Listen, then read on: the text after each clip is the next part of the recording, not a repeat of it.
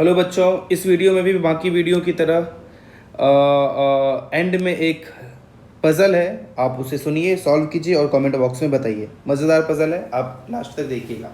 ठीक है, तो चलिए आज शुरू करते हैं। आज का जो चैप्टर है वो है अरिथमेटिक प्रोग्रेशन। कौन सा चैप्टर है? Arithmetic progression.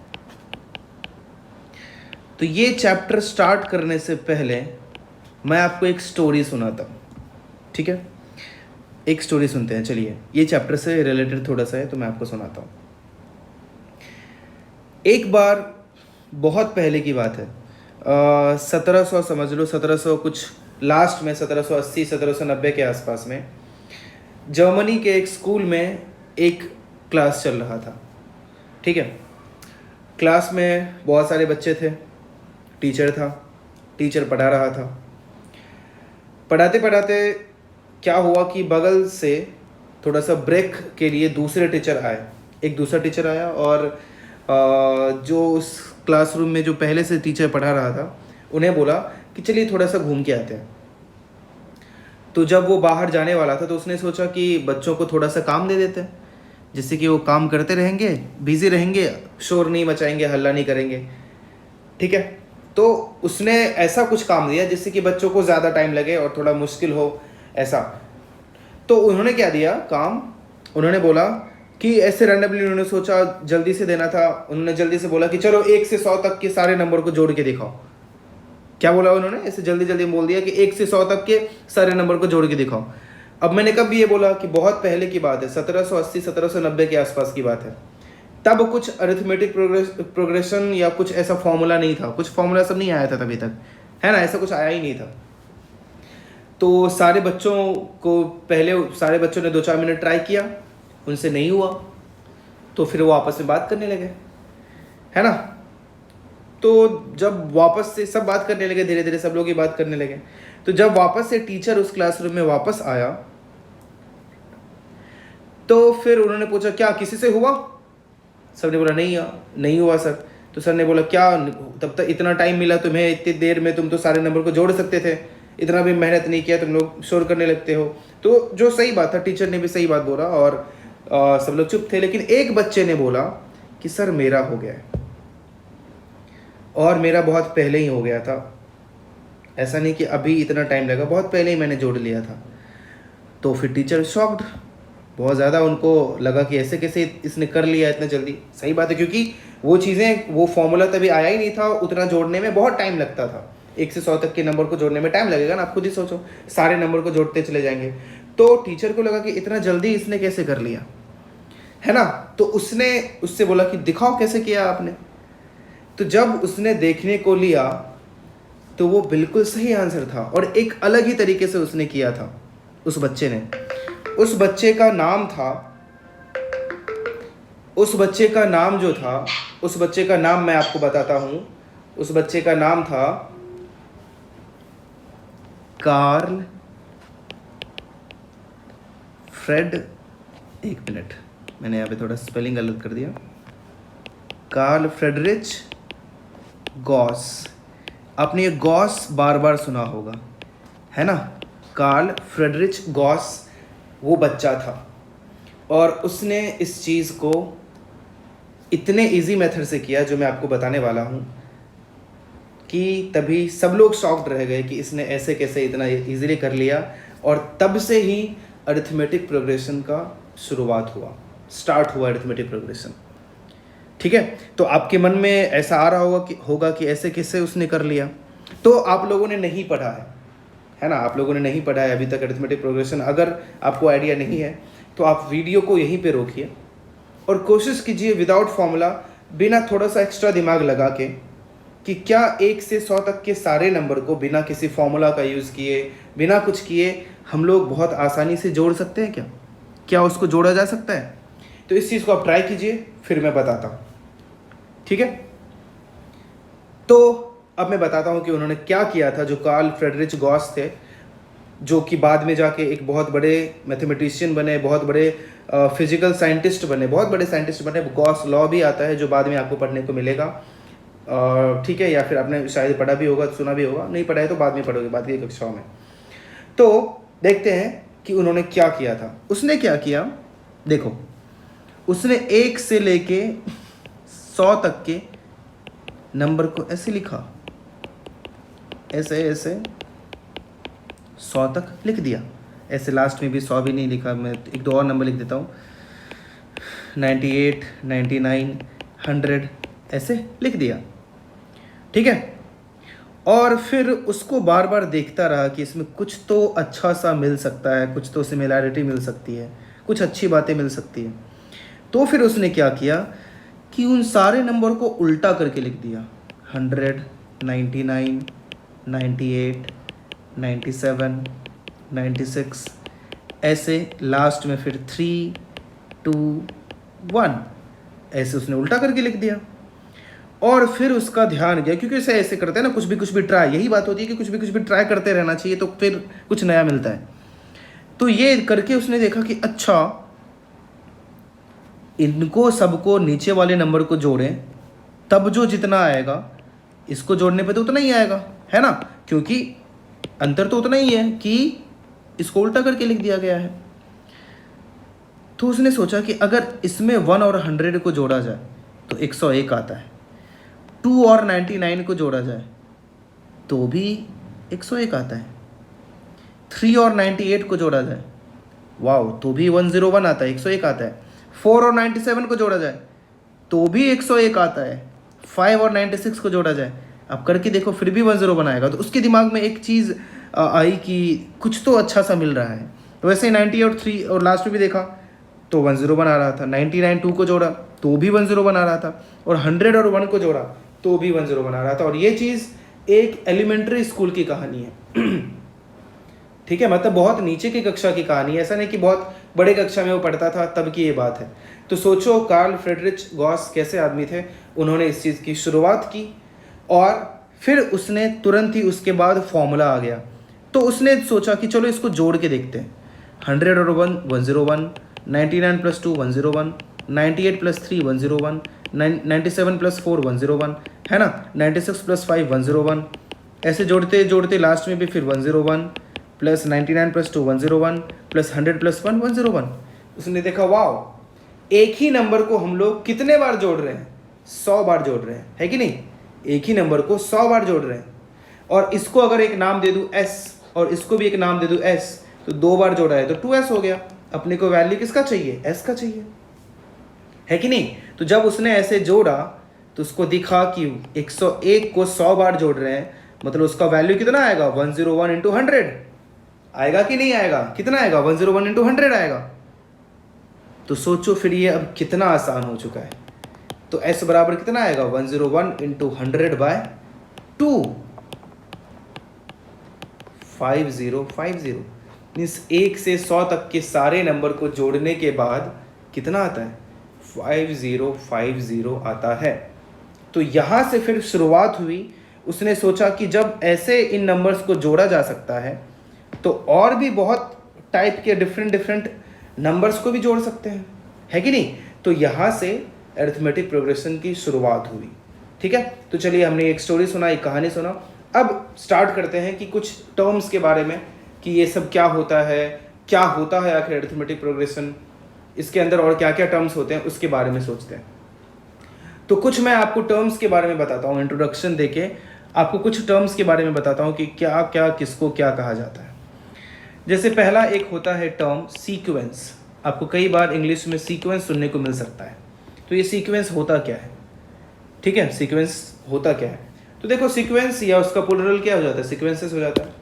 सीक्वेंस का मतलब होता है कि एक सेट ऑफ नंबर्स, है ना, एक ऐसे सेट ऑफ नंबर्स जो कि किसी एक स्पेसिफिक अरेंजमेंट के साथ लिखा हो, उनके बीच कुछ स्पेसिफिक रूल हो, मतलब कुछ एक अलग टाइप का कुछ एक रूल हो सारे नंबर के बीच, तो वो एक सीक्वेंस कहलाता है ना, वो क्या कहलाता है, एक सीक्वेंस कहलाता है। एग्जाम्पल के लिए आपको चाहिए तो 2 4 6 8 10, इसमें देखो तो जो हर एक टर्म है वो क्या कौन सा सीक्वेंस फॉलो कर रहा है, 2n का, मतलब n का वैल्यू 1 रखे तो 2 आएगा, है ना, 2 इंटू 1 2 होता है, फिर 4 आएगा, फिर 6 आएगा, फिर मतलब देखो तो दोनों का डिफरेंस बस 2 है, कुछ ना कुछ सीक्वेंस तो फॉलो हो रहा है ना, ऐसे 2 2 दोनों के बीच डिफरेंसेस क्या है, 2 है। या फिर और भी आपको देखना है तो 3 5 7 9 11 है कि नहीं, देखो डिफरेंस 2 है, ये डिफरेंस 2 है, ये डिफरेंस 2 है, ये डिफरेंस 2 है, ये भी क्या कहलाया, सीक्वेंस कहलाया, है कि नहीं। या और भी बहुत टाइप के हो सकते हैं, 2 4 8 16 32। अब देखो यहाँ मल्टीप्लाई होने लगा, 2 में मल्टीप्लाई किया तो 4 आया, 4 में 2 से मल्टीप्लाई किया 8 आया, 8 में 2 से मल्टीप्लाई किया 16 आया, 16 में 2 से मल्टीप्लाई किया 32 आया, है कि नहीं। तो ये मल्टीप्लाई होता चला गया, और फिर एक देखो तो कुछ एक पर्टिकुलर रूल फॉलो हो रहा है ना, कुछ अलग तरह से नंबर्स में कुछ फॉलो हो रहा है ना, तो उसी को सीक्वेंस कहते हैं। और भी बहुत टाइप का तुम ले सकते हो, 1 4 9 16 32, ये सब भी क्या हो गया, एक सीक्वेंस हो गया। समझ रहे बात को। तो सीक्वेंस क्या होता है, इस चीज़ को आप समझ चुके हो। डेफिनेशन आपको आना चाहिए, आपको चाहिए कि डेफिनेशन सर आप लिख दो, तो चलो मैं लिख देता हूँ definition. Sequences are a set of numbers which are arranged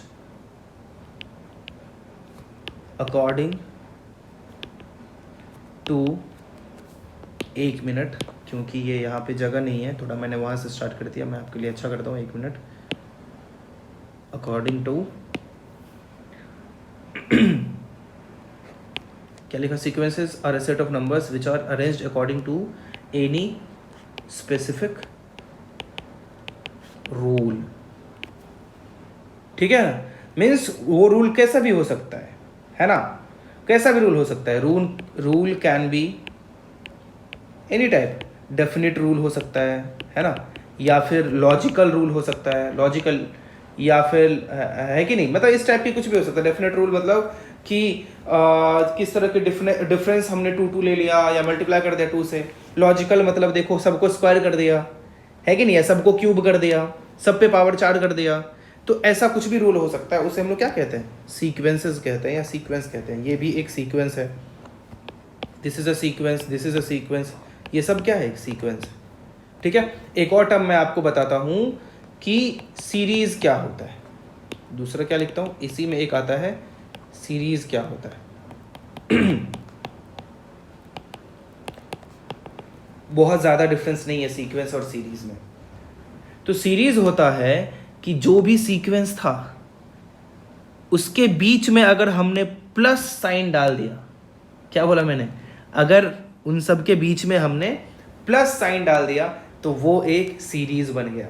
ये डेफिनेशन होता है किसका, सीरीज का। सीरीज का डेफिनेशन क्या बोलोगे आप, कि अगर सीक्वेंसेस में हम लोग बीच में प्लस का साइन डालते चले जाएं तो उसे ही सीरीज कहा जाता है। तो चलिए इसका डेफिनेशन में लिख देता हूं, a series is a sequence of, क्या लिखा है यहाँ पे, sequence of numbers that is added by plus sign, है कि नहीं, समझ में आ रहा होगा आपको। और ये चीज़ पूरी तरह से रिलेटेड किससे, ये चीज़ रिलेटेड है कि फाइनली लास्ट में हम लोग उसको जोड़ के कितना आने वाला है, सम उसका कितना आने वाला है, उस चीज़ के बारे में बात कर रहे हैं। मतलब एक सीक्वेंस को जोड़ने के बाद क्या आ रहा है, तो फिर उस सीक्वेंस का हम लोग सीरीज बना देते हैं, बस यही कहानी है। समझ रहे हैं आप इस चीज़ को, तो ये हो जाता है। और सीक्वेंस और सीरीज में बस इतना ही डिफरेंस होता है। कई लोग आपको ये चीज़ पूछ सकते हैं कि बताओ सीक्वेंस क्या होता है, बताओ सीरीज क्या होता है, तो दोनों में इतना ही डिफरेंस होता है, बाकी सब कहानी सेम होती है। सब बाकी सब कुछ सीक्वेंस भी है, सीरीज भी है। मतलब मैं बोल सकता हूँ यहाँ पे जो मैंने लिखा था, चलो उसको मैं ऐसे बना देता हूँ कि 2 + 4 + 6 + 8 + 10, ये क्या हो गया, एक सीरीज हो गया, है कि नहीं। या फिर ये लास्ट वाला लिख देता हूँ 1 + 4 + 9 + 16 + 32, ये सब भी क्या हो गया, सीरीज हो गया, है कि नहीं। तो हम लोगों ने इस चीज़ के बारे में देखा कि सीक्वेंस क्या होता है, सीरीज क्या होता है। अब तीसरा चैप्टर का नाम तो क्या था, अरिथमेटिक प्रोग्रेशन था। तो चलिए प्रोग्रेशन का हम लोग देखते हैं कि प्रोग्रेशन का डेफिनेशन क्या होता है, प्रोग्रेशन किसे कहा जाता है।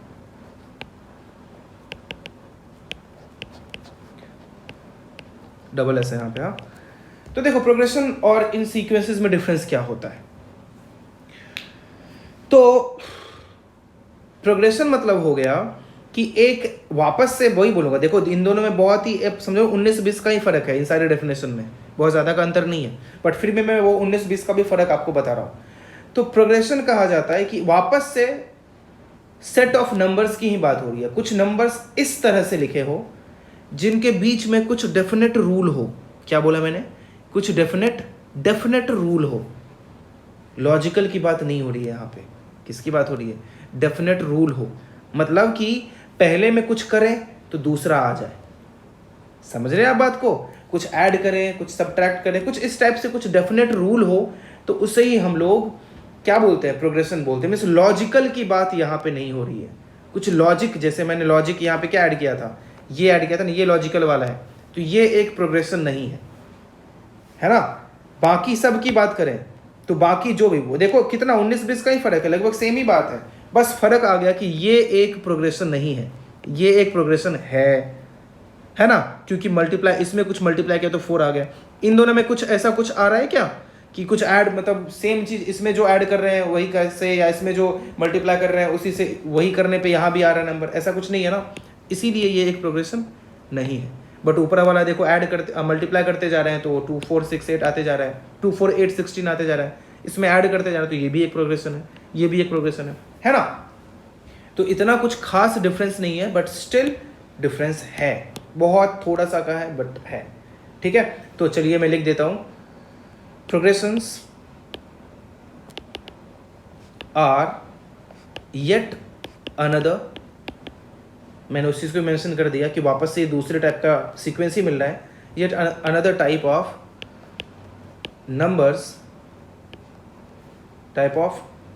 नंबर्स या नंबर सेट्स, मतलब कुछ नंबर एक साथ, number sets which are arranged according to some definite rule, ठीक है। अब यहाँ पे क्या बोला मैंने, डेफिनेट रूल, ऊपर क्या लिखा था सीक्वेंस में, स्पेसिफिक रूल, दोनों का मीनिंग में डिफरेंस है, स्पेसिफिक में लॉजिकल भी आ जाता है ना, डेफिनेट भी आ जाता है। मीन्स क्या सारे प्रोग्रेशंस सीक्वेंस हैं, बिल्कुल हैं, सारे प्रोग्रेशंस क्या है, सीक्वेंस है, बट क्या सारे सीक्वेंस प्रोग्रेशन है, नहीं है। समझ रहे हैं आप बात को। तो प्रोग्रेशन क्या हो जाता है कि प्रोग्रेशन कुछ सेट ऑफ नंबर्स को हम लोगों ने रखा जिसमें कि कुछ ना कुछ डेफिनेट रूल है, उसे क्या कहते हैं, प्रोग्रेशन कहते हैं। तो समझ गए होंगे आप प्रोग्रेशन का डेफिनेशन क्या होता है, वो मैंने यहाँ पे लिख दिया है। आगे बढ़ते हैं, अब देखते हैं कि कुछ टाइप ऑफ प्रोग्रेशंस क्या क्या होते हैं, है ना। कुछ टाइप ऑफ प्रोग्रेशन मैं आपको बताता हूँ, तो मैं यहाँ लिख रहा हूँ जनरल टाइप्स ऑफ प्रोग्रेशंस। हम लोग फिलहाल प्रोग्रेशंस के बारे में पढ़ने वाले हैं, और प्रोग्रेशंस में भी किसी एक ही टाइप का पढ़ने वाले हैं, बाकी टाइप हम लोग 11th में पढ़ते हैं, है ना। तो पहला होता है अरिथमेटिक प्रोग्रेशन, जो हम लोग सिर्फ इतना ही इस क्लास में 10th में पढ़ेंगे, अरिथमेटिक प्रोग्रेशन। दूसरा होता है ज्योमेट्रिक प्रोग्रेशन। ज्योमेट्रिक प्रोग्रेशन कब पढ़ेंगे, 11th में पढ़ेंगे। तीसरा होता है हार्मोनिक प्रोग्रेशन, ये भी पढ़ेंगे हम लोग। और एक चौथा भी होता है अरिथमेटिक ज्योमेट्रिक प्रोग्रेशन, ठीक है। तो ये तीनों हम लोग फिलहाल नहीं पढ़ने वाले हैं, सिर्फ अरिथमेटिक प्रोग्रेशन पढ़ने वाले हैं, ठीक है। इन सब के बारे में बाद में डिस्कशन होगा कि क्या होता है। बहुत ही मज़ेदार चैप्टर है ये भी। मीन्स अगर आप ज्योमेट्रिक में जाओगे, हार्मोनिक में जाओगे, अरिथमेटिक ज्योमेट्रिक में जाओगे, इसके बाद मिसलेनियस भी हो जाता है। मिसलेनियस मतलब कि फिर किसी भी टाइप के रैंडम एक सीरीज़ बस बन जाए, तो किसी भी सीरीज़ का सम हम लोग फाइंड कर पाएंगे लगभग, है ना। अगर सीरीज़ कुछ एक स्पेसिफिक रूल कुछ भी रहेगा, उसका हम लोग सम फाइंड कर पाएंगे, बट कब, 11th में, ठीक है, कुछ ना कुछ जुगाड़ करके, कितना भी 100 नंबर का सम क्यों नहीं निकालना है, 1000 नंबर का सम क्यों नहीं निकालना है, हम लोग कुछ ना कुछ करके सम निकाल ही लेते हैं, है ना। तो वो चीज़ें हम लोग पढ़ेंगे, बाद में पढ़ेंगे। अभी फिलहाल सिर्फ अरिथमेटिक प्रोग्रेशन पढ़ने वाले हैं कि अरिथमेटिक प्रोग्रेशन क्या होता है। तो देखिए हम लोग अब स्टार्ट करते हैं arithmetic progression.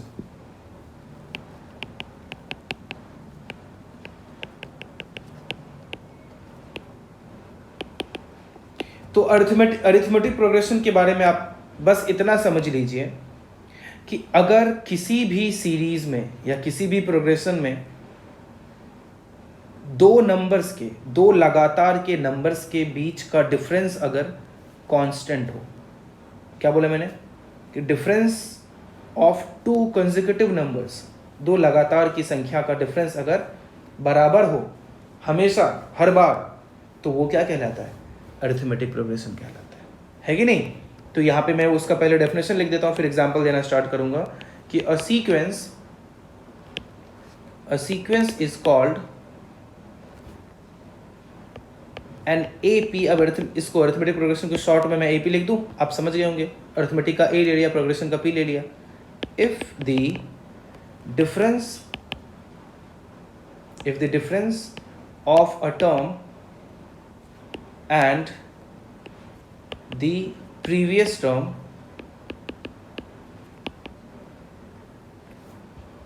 is always same, that is D equals to Tn plus 1 minus Tn। अब इस चीज को देखिए कंफ्यूज मत करना। Tn मतलब हो गया कि nवा टर्म, nth टर्म, मतलब n का वैल्यू कुछ भी ले सकते हैं, n1 ले लिया तो पहला टर्म हो गया, n का वैल्यू 2 ले लिया तो दूसरा टर्म हो गया, n का वैल्यू 3 ले लिया मतलब तीसरा टर्म हो गया, है कि नहीं। तो अब n का वैल्यू 1 लिया तो n प्लस 1 कौन क्या हो गया, 2 हो गया, मतलब T2 मतलब क्या, दूसरा टर्म। तो ये अगर n का वैल्यू 1 लिया हो तो T2 माइनस T1 क्या होना चाहिए, कांस्टेंट होना चाहिए, मतलब कभी चेंज नहीं होना चाहिए। तो फिर ये क्या है, for all n belongs to natural number, मतलब ये n का वैल्यू हम लोग यहाँ पे नेचुरल नंबर ही रखने वाले हैं। तो कांस्टेंट मतलब क्या हुआ, वो कभी चेंज नहीं होगा, मतलब दूसरे टर्म से अगर पहले टर्म को घटाएंगे तो जितना आएगा उतना ही तीसरे टर्म को दूसरे टर्म से घटाने के बाद आना चाहिए, उतना ही चौथे टर्म से तीसरे टर्म को घटाने के बाद आना चाहिए, उतना ही पांचवें से चौथे को घटाने के बाद आना चाहिए, उतना ही छठे से पांचवें को घटाने के बाद आना चाहिए। समझ रहे हैं, हमेशा मतलब जस्ट बड़े टर्म से छोटे टर्म को घटाने के बाद क्या आ जाना चाहिए, कांस्टेंट आना चाहिए, उसे ही क्या कहते हैं लोग, अरिथमेटिक प्रोग्रेशन कहते हैं। तो वो जितना भी बराबर आ रहा है, जितना भी डिफरेंस आ रहा है, मतलब D, इस D को कहा जाता है कॉमन डिफरेंस। क्या कहा जाता है, कॉमन डिफरेंस। तो इस चीज को भी मैं लिख देता हूं कि the constant difference generally denoted by D is called the common difference, है कि नहीं। जनरली उसे क्या कहा जाता है, कॉमन डिफरेंस कहा जाता है। आप इस चीज़ को समझिए, याद रखिए इस चीज़ को कि कॉमन डिफरेंस किसे कहा जाता है। एक अच्छा सा टर्म मैंने बताया, जो आपको पता होगा तो क्वेश्चंस होते हैं। तो आपको समझ में आया कॉमन डिफरेंस क्या होता है ना। तो अब आज इसका एग्जाम्पल मैं दिखाता हूँ। क्या एग्जाम्पल हो सकता है, जैसे लिखा हो, मान लो 2 3 4 5 6, क्या ये AP में है, कैसे पता करेंगे। देखो 2 और 3 का डिफरेंस, 3 में से 2 घटाया 1 आया, 4 में से 3 घटाया 1 आया, 5 में से 4 घटाया 1 आया, 6 में से 5 घटाया 1 आया, मीन्स ये क्या है, AP है ना। और इसका कॉमन डिफरेंस क्या हो, कॉमन डिफरेंस CD लिख दूं, 1 है कि नहीं। देखो वो जो बार बार घटाने के बाद जो आ रहा है वही उसका कॉमन डिफरेंस हो गया ना। तो उसको मैं सिर्फ D लूँ तो भी आपको मेरे समझ में आता होगा कि D को ही तो ऊपर कॉमन डिफरेंस बताया था। एक दूसरा -90 -100 -110 -120 है ना, ये सब है क्या। तो देखो -100 से -90 सब्ट्रैक्ट करेंगे, कितना आएगा, -100 से -100 से -90 हम लोग सब्ट्रैक्ट करेंगे तो कितना आएगा, -10 आएगा, है ना। और -110 से -100 को फिर से सब्ट्रैक्ट करेंगे, फिर से -10 आएगा। ये भी क्या आएगा? -10 आएगा घटाने के बाद। समझ रहे हो बात को? तो ये भी AP है, इसका कॉमन डिफरेंस क्या है? -10। -10 मीन्स सेकंड से पहले को सब्ट्रैक्ट करते हैं, पहले से सेकंड को नहीं। मीन्स बड़े नंबर से, बड़े वाले टर्म से छोटे वाले को सब्ट्रैक्ट करते हैं, बस जस्ट छोटे वाले को। और भी आप देख सकते हो 1/2, 1, 3/2, 2। क्या ये AP है? आप खुद 1 मिनट सोचो और बताओ। तो 1 से 1/2 को घटाओगे, क्या आएगा? 1/2 आएगा। 3/2 से 1 को घटाओगे, क्या आएगा? 1/2 आएगा। 2 से 3/2 को घटाओगे, क्या आएगा? 1/2 आएगा। तो ये भी AP है, जिसका कॉमन डिफरेंस क्या है? 1/2। या ऐसे लिखो 2, 5, 2, 5 के बाद फिर लिख दे 7, फिर 10, फिर 13। ये AP है क्या? देखो 5 से 2 को घटाया 3 आया, 7 से 5 को घटाया 2 आया, 10 से 7 को घटाया 3 आया, 3 आया। बट यहाँ तो प्रॉब्लम हो गई ना, ये भी 3 होना चाहिए था, तो ये AP नहीं है। ठीक है, तो AP ही नहीं है तो कॉमन डिफरेंस कहाँ से लाएंगे? नहीं लाएंगे। समझ रहे होंगे आप? तो अभी तक आप समझ गए होंगे कि AP है या नहीं। या फिर एक और मैं आपको एग्जाम्पल देता हूँ, 5, 5, 5, 5, 5। बताओ ये AP है क्या? अपने को डेफिनेशन से बताया गया था कि कॉन्जिक्यूटिव टर्म्स का डिफरेंस कांस्टेंट होना चाहिए, दो लगातार की संख्याओं का डिफरेंस कांस्टेंट होना चाहिए। 5 से 5 को घटाओगे 0, 5 से 5 को घटाओगे 0, 5 से 5 को घटाओगे 0, इसको भी 0। तो ये AP है क्या? है ना, बिल्कुल है, जिसका कि कॉमन डिफरेंस क्या आ गया? 0। तो ऐसे भी लिखा हो तो भी वो एक AP कहलाएगा।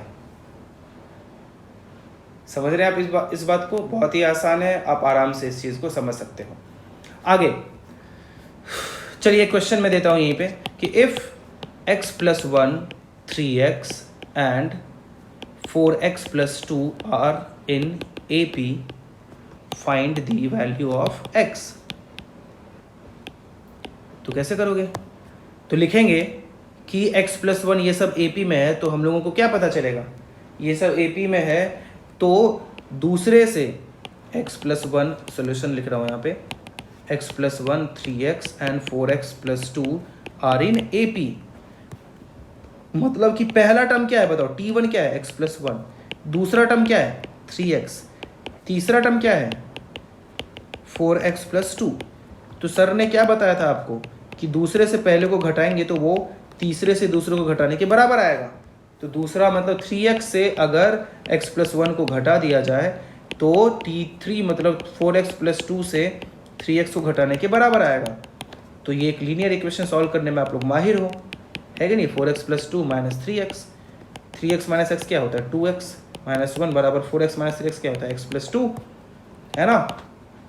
तो 2x से फिर से x को घटाया 1 गया उधर, तो 2 + 1। अब आप समझदार हो, x = क्या आ गया? 3। तो x का वैल्यू क्या हो गया? 3। तो ये एक बहुत ही सिंपल सा क्वेश्चन था जो आपने आसानी से देखा क्या होता है। ठीक है, ऐसे और भी इस टाइप के क्वेश्चन हो सकते हैं जो आपको आना चाहिए, जो आपसे होना चाहिए, है कि नहीं? तो ये बात होगी। आगे बढ़ते हैं। आगे हम लोग इसमें पढ़ते हैं कि जनरल टर्म ऑफ AP क्या होता है। अब यहां से मेन पार्ट स्टार्ट हुआ। जनरल, थोड़ा और मैं अच्छे से लिखता हूं, जनरल टर्म ऑफ AP में समझ रहे हो ना, अरिथमेटिक प्रोग्रेशन। अब जनरल टर्म क्या होता है समझो ध्यान से। अब अगर हम लोगों ने ये सोचा कि चलो पहले टर्म को कुछ बोल देते हैं, है ना, पहले टर्म को कुछ बोल देते हैं। पहला टर्म मतलब T1, पहले टर्म को मैंने बोल दिया A, और कॉमन डिफरेंस को क्या बोला था? D। तो बताओ दूसरा टर्म क्या हो जाएगा? पहले टर्म में कॉमन डिफरेंस मतलब ये तो AP नहीं है, चलो सिंपल सा लेते हैं ये वाला। पहले टर्म में कॉमन डिफरेंस 1 ऐड करने पे दूसरा टर्म आता है, तो कॉमन डिफरेंस ऐड करने पे दूसरा टर्म आ जाएगा ना, है कि नहीं? कॉमन डिफरेंस ऐड कर दिया तो क्या आ गया? दूसरा टर्म आ गया। तो तीसरा टर्म क्या होगा? दूसरे टर्म में कॉमन डिफरेंस ऐड कर दो, A + D + D, क्या A + 2D लिख दूं, है कि नहीं? क्या हो जाएगा? A + 2D हो जाएगा। T4 क्या हो जाएगा? A + 3D लिख दूं, एक एक D बढ़ाते जाना है। T5 क्या हो गया? A + 4D। T6 क्या हो गया? A + 5D। तो ऐसे ही बढ़ते बढ़ते बढ़ते बढ़ते बढ़ते बढ़ते जो nth टर्म हो जाएगा, टी एन, है ना, general term of A P. इसी में यहाँ पे मैं एक और चीज़ ऐड कर देता हूँ, and nth term of A P. तो nth टर्म मतलब कि कोई भी टर्म या फिर लास्ट का टर्म, समझ रहे बात को, मीन्स ऐसे ही बढ़ते बढ़ते क्या a प्लस, देखो छठा टर्म था तो d की संख्या कितनी थी 5, पांचवा टर्म था तो d की संख्या क्या थी 4, चौथा टर्म था तो d की संख्या क्या थी 3, तीसरे टर्म में d की संख्या क्या थी 2। तो जो भी टर्म होता है उससे एक कम d की संख्या है, तो nवें टर्म में d की संख्या कितनी होगी n-1। nवें टर्म में d की संख्या कितनी होगी n-1, है कि नहीं। तो इसी को बोलेंगे हम लोग nth टर्म। अब nth टर्म को समझिए ध्यान से कि nth टर्म क्या होता है। n कुछ भी हो सकता है, मतलब nth टर्म मतलब हो गया कि अपने को पहला टर्म चाहिए तो n का वैल्यू क्या रखेंगे 1 रखेंगे। तो n के जगह पे इसमें 1 रख दो, n 1 रख दिया, -1 इंटू डी, 1 1 खत्म हो गया, क्या आ गया a। देखो t1 क्या था a। nth टर्म को समझिए होता क्या है, दूसरा टर्म चाहिए तो n की जगह पे क्या रख दिया 2 रख दिया, तो इसमें n की जगह 2 रख दो, क्या आ गया a प्लस 2 माइनस 1 d होता है कि नहीं। तो n मतलब हो गया, अब n कुछ भी हो, अब ऐसे बोल देगा कि एक ऐसा सीरीज है जिसमें टोटल 10 टर्म है, तो 10 टर्म है टोटल, तो n का वैल्यू क्या हो गया 10 हो गया, है ना, n का वैल्यू क्या हो गया 10 हो गया। एक ऐसा बोलेगा एपी है जिसमें टोटल संख्याएं कितनी है 20, तो n का वैल्यू क्या हो गया 20। समझ रहे बात को। तो इस चीज को बहुत अच्छे से समझिए, और भी क्वेश्चंस करेंगे आपको और आसानी से समझ में आते जाएगा, है कि नहीं। तो चलो एक और क्वेश्चन करते हैं। ये फॉर्मूला बहुत ही इंपॉर्टेंट है, ये आप याद रखो कि किसी भी एपी के लिए nth टर्म क्या होता है a plus n minus 1 into D, a plus n minus 1 into D, a plus n minus 1 into D, a plus n minus 1 into D. इसको आपको याद रखना है तो ही क्वेश्चंस होंगे, ठीक है।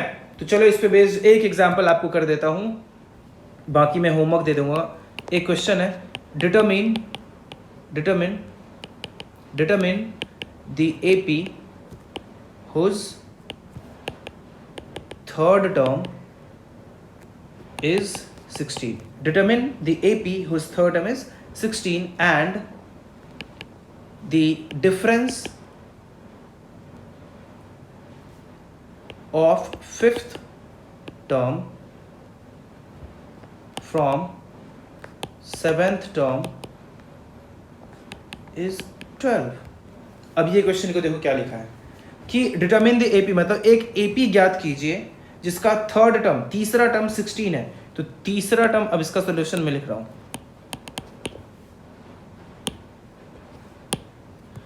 तीसरा टर्म क्या है 16 है, अच्छी बात है, तीसरा टर्म 16 है। और difference between fifth term from seventh term, मतलब सातवें टर्म से अगर पांचवा टर्म घटाते हैं तो उसका डिफरेंस कितना आता है, इज 12। तो बताइए एपी ज्ञात कीजिए। अब T3 क्या हो जाएगा, देखो Tn में n की जगह क्या रखना 3, है कि नहीं। तो T3 बराबर 16 रखा है, T3 मतलब क्या a plus n minus 1 into D, तो 3 माइनस 1 इंटू डी, डी क्या था कॉमन डिफरेंस, वो तो पता ही नहीं है, वो लिख देते हैं, 16 हो गया, है कि नहीं। समझ रहे बात को, क्वेश्चन को समझिए क्या बोल रहा है क्वेश्चन में। फिर ये क्या हो जाएगा a प्लस 2d बराबर 16, इसको अपने जेब में रख लेते हैं फिलहाल, इसको बोल देता हूँ इक्वेशन 1। सातवां टर्म क्या होगा a plus 7 minus 1 into D, जो टर्म की बात होगी उससे एक घटा देंगे, माइनस T5 क्या होगा a प्लस, तो प्लस माइनस की बात लिख रहे तो सीधे माइनस कर दूं, 5 माइनस 1 इंटू डी, ये कितना आ गया 12, ठीक है। समझ रहे बात को आप।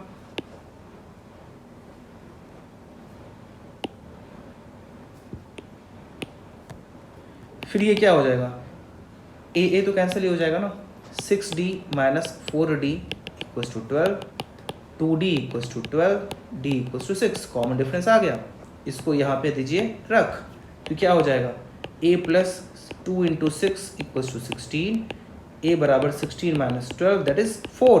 a क्या था पहला टर्म, हमेशा पहले टर्म को a ही एज्यूम करते हैं, ठीक है, तो पहला टर्म 4 आ गया, तो ए पी अब चलो लिखता हूँ, तो ए पी इज पहला टर्म 4, दूसरा टर्म क्या होगा a प्लस डी, याद करो मैंने यहाँ बताया था a प्लस डी, तीसरा टर्म a प्लस 2d, रखते जाएंगे ना, मतलब इसमें सीधा हम लोग कॉमन डिफरेंस ऐड करते जाएंगे, तो 4 में कॉमन डिफरेंस ऐड करेंगे मतलब 6, क्या आएगा 10, 10 में फिर से कॉमन डिफरेंस ऐड करेंगे 16, 16 में फिर से कॉमन डिफरेंस ऐड करेंगे 22, इसमें वापस से 6 ऐड करेंगे 28, ये पूरा ए पी हो गया। ऐसे ही बढ़ता रहेगा, उसने यही क्वेश्चन किया था, है कि नहीं। तो ये आपका मैंने बता दिया। चलिए अब कुछ होमवर्क के लिए क्वेश्चन मैं दे देता हूँ। होमवर्क के लिए क्वेश्चन है पहला, which term of the sequence 72, 70, 68, 66 इसका ये ऐसे बढ़ रहा है इज 40, कौन सा टर्म, मतलब कि पहला टर्म की, दूसरा टर्म की, तीसरा टर्म की, 10वां टर्म की, 50वां टर्म 40 होगा। ये आपसे क्वेश्चन पूछा है। दूसरा होमवर्क बहुत आसान सा दे रहा हूं मैं कि is 184 a term of the sequence 3, 7, 11 and so on. ठीक है, मतलब ये उस सीक्वेंस का पार्ट है, मतलब ये एक एपी ही है, उस एपी का पार्ट 184 है कि नहीं ऑफ दी, यहाँ सीक्वेंस मैंने लिख दिया, यहाँ एपी लिख देता हूँ,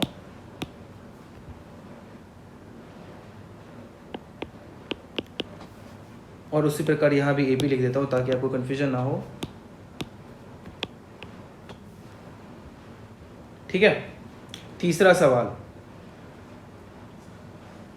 बहुत आसान सा लिख रहा हूँ, find the 15th term of the AP x - 7, x - 2, x + 3 and so on. और चौथा क्वेश्चन लिख रहा हूँ कि if the 8th and 12th term of an AP are 32 and 52 respectively मतलब क्या होता है क्रमशः, then find the 20th term of the same AP। मतलब एक एपी है जिसका 8वां और 12वां टर्म क्या है 32 और 52, तो आप उसका 20वां टर्म बताइए क्या होगा। तो ये 4 सवाल मैंने होमवर्क के लिए दिया है, ये आप कीजिए और फिर इसी तरह से होमवर्क भेजते रहिए, ठीक है, और सीखते रहिए। और आपको नेक्स्ट डे में बताऊंगा कि एन टर्म का सम कैसे फाइंड करते हैं, कैसे जोड़ते हैं। 1 से 100 तक को तो जोड़ दिया था, ऐसा ही कोई भी एपी मिले उसको कैसे जोड़ेंगे, है कि नहीं, ये सब हम लोग मैं देखेंगे नेक्स्ट डे और अच्छे से सीखेंगे। तो आज के हम लोग बढ़ते हैं किसकी तरफ, पजल की तरफ। ध्यान से सुनना आज का पजल। तो आज भी पजल में थोड़ा सा आपको लैंग्वेज में आंसर देना पड़ेगा, ठीक है। तो सुनो ध्यान से कि एक समझो कि 2 गांव है, ध्यान से सुनना, 2 गांव है, दोनों बिल्कुल समझो कि इधर से कोई बाहर से आदमी आएगा, इधर से बाहर से आदमी आएगा, तो एक गांव में जाने के लिए ऐसे मुड़ जाएगा इस तरफ, और दूसरे गांव में जाने के लिए उसको यहाँ से इस तरफ मुड़ना पड़ेगा। मतलब यहाँ पे एक मोड़ है जिस मोड़ से इस तरफ चले जाते हैं और इस तरफ चले जाते हैं, ठीक है। इस गांव का नाम है सत्यनगरी, इस गांव का नाम है झूठ नगरी, ठीक है। सत्यनगरी और झूठ नगरी। अब नाम से आपको समझ में आया होगा कि सत्यनगरी का जो भी आदमी है वो हमेशा सच ही बोलता है, वो झूठ बोल ही नहीं सकता है। और जो झूठ नगरी का आदमी होता है वो हमेशा झूठ ही बोलता है, वो कभी सच बोल ही नहीं सकता है, ठीक है। सत्य नगरी का आदमी हमेशा सच बोलता है, झूठ नगरी का आदमी हमेशा झूठ बोलता है। अब आपको जाना है, अब आपको जाना है सत्यनगरी, ठीक है, अब आपको जाना है सत्यनगरी। आप आते हो यहाँ से, इधर से चलते हुए आते हो, अब यहाँ पे रुक जाते हो, यहाँ पे आप रुक जाते हो और यहाँ पे रुक के आपको कंफ्यूजन होता है कि सत्यनगरी इधर है या फिर इधर है। अब आप कैसे पता करोगे कि सत्यनगरी किधर है? अब आपके पास एक क्या होता है सडनली कि इधर से एक आदमी आता है, इधर से भी एक आदमी आता है, इधर से भी एक आदमी आता है। ध्यान से सुनना, सत्यनगरी से भी एक आदमी आता है जो कि सत्यनगरी का ही है, इतना पता है। और झूठ नगरी से भी एक आदमी आता है, वो झूठ नगरी का है, ये भी पता है। दोनों आदमी खड़ा है। अब आपको तो पता है नहीं कि कौन सत्यनगरी का है कौन झूठ नगरी का है। जो सत्यनगरी का आदमी है उसका नाम मैं रख देता हूं ए, और जो झूठ नगरी से आदमी आया उसका नाम रख देता हूं बी। आपको नहीं है पता कि कौन है सत्यनगरी का कौन है झूठ नगरी का, ठीक है, लेकिन सत्यनगरी वाला कभी झूठ नहीं बोलेगा, झूठ नगरी वाला कभी सच नहीं बोलेगा। अब आप सिर्फ एक ही क्वेश्चन पूछ सकते हो, सिर्फ एक ही प्रश्न पूछ सकते हो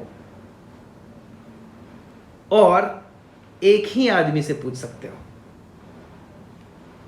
ठीक है, और एक ही आदमी से पूछ सकते हो। आपको यह भी नहीं है पता कि कौन सा आदमी सच बोलने वाला है कौन सा आदमी झूठ बोलने वाला है। तो एक ही आदमी से आप क्वेश्चन कर सकते हो और एक ही क्वेश्चन कर सकते हो। तो आपका वो क्वेश्चन क्या होना चाहिए आखिर कि आपको पता चल जाए कि सत्यनगरी कौन सा है। फिर से बोल देता हूं, दो गांव है, सत्यनगरी झूठ नगरी, दोनों बिल्कुल अलग अलग है। एक मोड़ में दोनों तरफ जाने का रास्ता अलग अलग हो जाता है। आप उस मोड़ पे आके खड़े होते हो, दोनों तरफ से एक एक आदमी आता हुआ दिखता है, और जो सत्यनगरी वाला है वो हमेशा सच ही बोलेगा, कभी झूठ नहीं बोल सकता है। जो झूठ नगरी वाला है वो झूठ ही बोलेगा, वो कभी सच नहीं बोल सकता है। तो आप दोनों में से किसी एक से ही केवल एक प्रश्न पूछ सकते हो। तो आपका क्वेश्चन क्या हो, आपका प्रश्न क्या हो, जिससे कि आपको ये तुरंत पता चल जाए कि सत्यनगरी किस तरफ है, ठीक है।